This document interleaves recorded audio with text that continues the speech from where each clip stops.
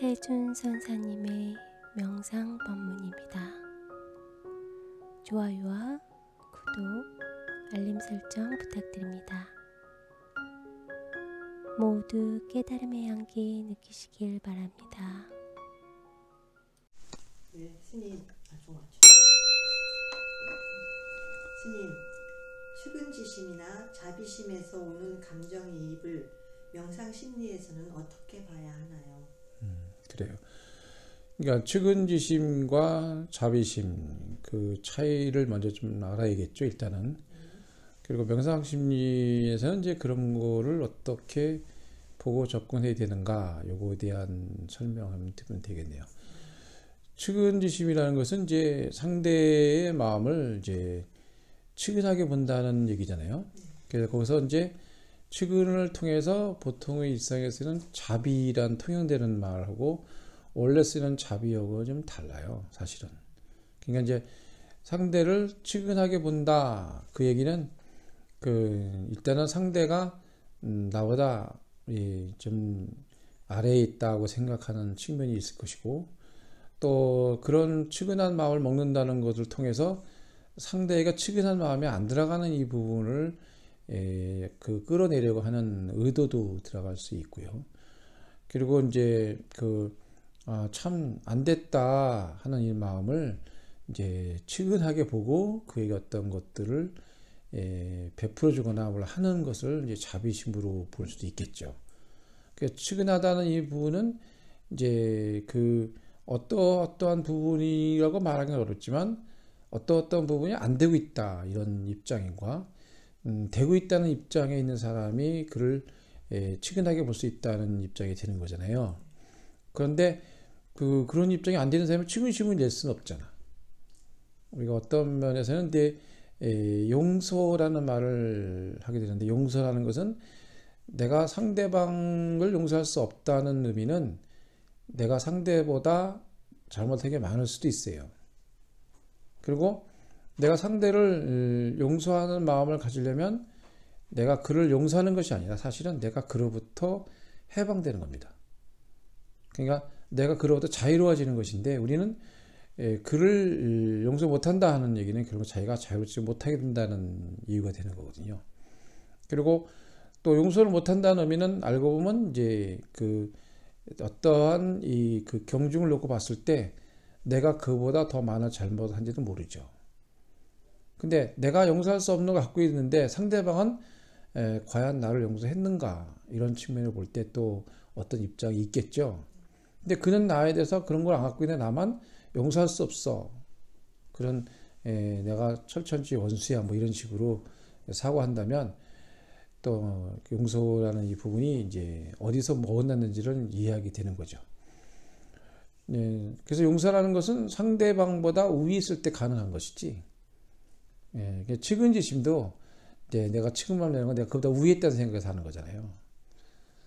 측은하다 어쩌다 이렇게 얘기하면 또 우리가 어떤 관광 갔을 때 어디 가서 측은하고 안 됐다 그러니까 옆에 있는 사람이 네가 더 측은하다, 야, 저 사람보다.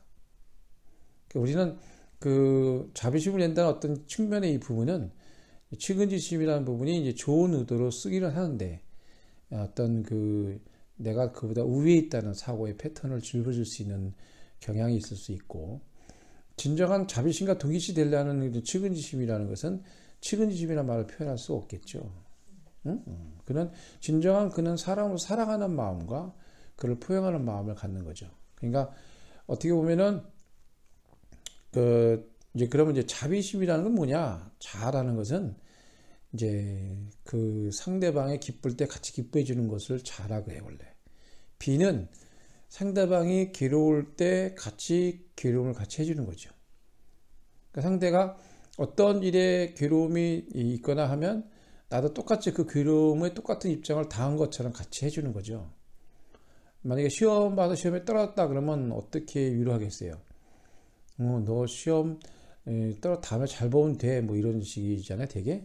근데 진정한 자비심을 가지려면 어떻게 되냐면 내가 같이 시험 봐서 떨어진 것처럼 마음을 같이 먹어주는 거죠. 그게 참 쉽지 않아요. 근데 거기에 대해서 어떤 용기를 준다, 다른 말 한다는 하나도 아니에요. 그러니까 어머니가 자식이 기쁘면 같이 기뻐해 주는 게 자요. 자식이 괴로워하면 어머니는 같이 괴로워해 주는 것이 비라. 자비심은 괴로울 때나 기쁠 때나 함께하는 것이 자비다, 이렇게 보는 게 일단은. 그것이 없는 사람을 우리는 보통 이제 무자비하다, 이렇게 말을 쓰는 거고, 그 자비심은 또 어떤 냉철함을 갖게 되냐면, 내가 칠정에 일어나는 기쁘고 뭐 화내고 여러 가지 그런 우울하고 기타 등등 이런 것들이 전혀 개입되지 않은 상태에서 하는 것을 자비심이라고 그래요. 만약에 감정적인 부분이 들어가서 자비심을 낸다면 그는 감정에 대치되는 무의식의 심리에 들어가는 것을 대체하기는, 또는 본인이 완벽하다든지 어떤 것에 의해서 내사되어 있는 과정에 교육된 행동을 옮기려고 하는, 그러면 이제 어느 한 부분은 부조화가 생기겠죠. 겉을 하는 것 같죠. 그러면 뭐가 생기냐면 그걸 통해서 하나의 또 소외되는 계층을 만들게 되는 성향이 있어서, 그것은 자비심은 누구나 소외되지 않으며 옆에 사람도 공감할 수 있는 마음을 낼 수 있도록 하는 행위를 할 때 자비심이라고 생각하고, 거기에 대해서 뭐라고 한쪽에서 서운한 마음을 안 갖게 되죠. 그리고 그 하는 행위를 보고 너무너무 기뻐하고 옆에 사람도 좋아하게 되는 거죠. 같이. 그게 자비심입니다. 그러니까 측은지심과 자비심이라는 것은 어떤 측면에서 보고 생각하냐에 따라서 인간을 이제 가장 상대방과 서로 소통하면서 관계의 어떤 개선과 서로의 도움을 줄 수 있고, 서로 상호 어떤 장점, 단점이 서로의 장점이 되고 단점이 되는 부분을 서로 좋은 그 교환을 통해서 서로 장점으로 바뀔 수 있는, 긍정적 마인드로 바꿀 수 있는 그런 계기로, 나 혼자 행복한 것이 아니라 같이 가는 걸 통해서 같이 행복해지는 부분을 공부하게 된다고 생각하면 될 것 같아요. 근데 이런 부분을 명상심리에서는 이제 이 자비심이라는 이 부분은 그 함께 한다는 의미가 있고, 또 명상심리는 내가 감정이나 이런 것들을 떠나서 그를 볼 수 있는 그 냉철함 속에 그 안에 자비가 들어가 있어야지. 감정적인 칠정의 요소를 갖고 있는 것은 그런 자비심이 아니고, 상대방에 대한 어떤 이 무의식에 숨어 있는 그 과정에서 일어나는 어떤 보상 심리 쪽으로 들어가는 경우가 많고, 또는 자기가 어떤 공간 속에서 벗어나고 싶은 심리도 작동할 수도 있어요.